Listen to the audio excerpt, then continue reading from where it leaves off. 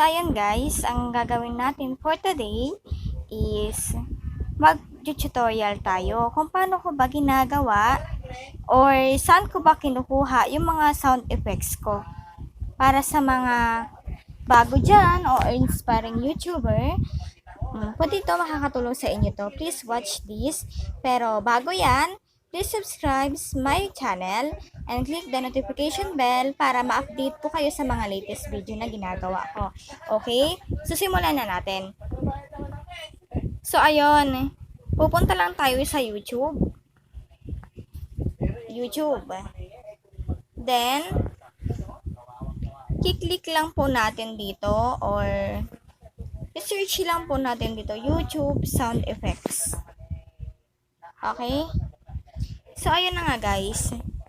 Pipili tayo dito ng mas mababang seconds para mas mabilis matapos kasi sound effects lang naman.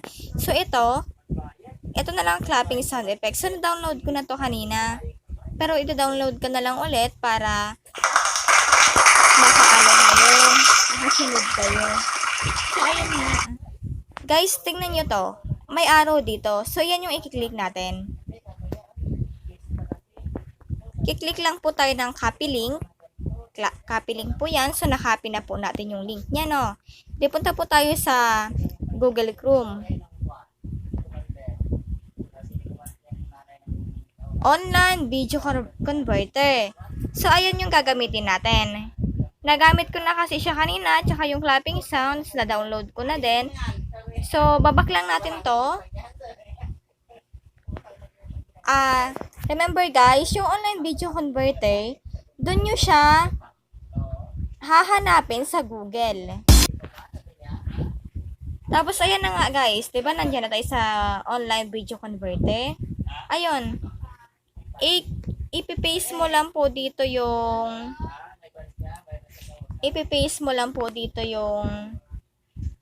link nung kinuha mo. Then, ikaw na bahala kung saan mo ba siya i-convert. Ako kasi, para magamit ko siya sa YouTube videos ko, sa pag-edit ko, MP3 ang ginagamit ko. Kino-convert ko siya as a MP3. So, start lang natin yan, guys. So, ayan na. Kung nag-100 na yan, guys, okay na yan. Na-convert na siya. So, hintayin lang natin mag-download. So, ayan na nga. Nag-download na. Click lang natin, meron dito ang download and convert again. So, ang i-click lang natin is download. Okay? Download.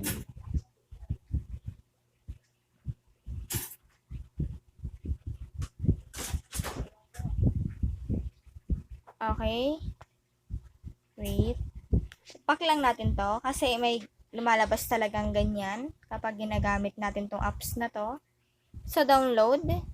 Download again kasi hindi natin nakita dito eh. O, ayan na, nakita na natin. So, back na natin to. X lang natin yan. X. So, babalik tayo sa home. Then, ayan na. Clapping sound effect na. Na-convert na siya as MP3. So, ayan yung pwede natin gamitin sa pag-edit natin ng videos.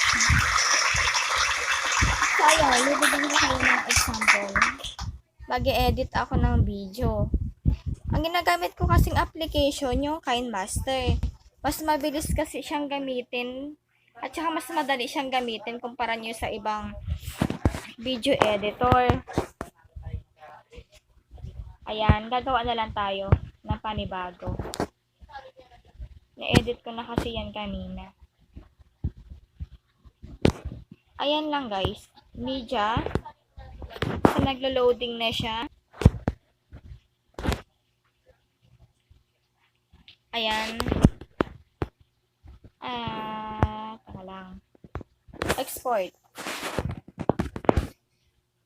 Ayan. So, ito lang guys. Dito lang natin siya isisingit.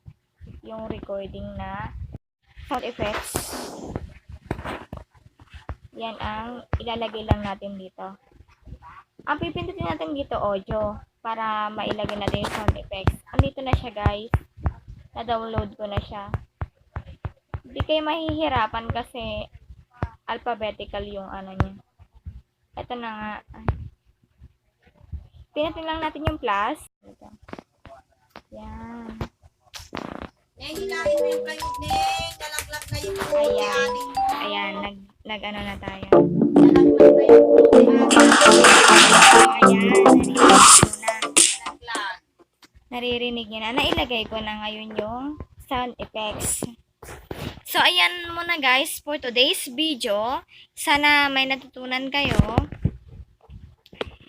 Kung nagustuhan nyo, subscribe na lang po yung channel ko. Then, click the notification bell para maka-update po kayo or makita ninyo yung mga latest video ko. Thank you guys!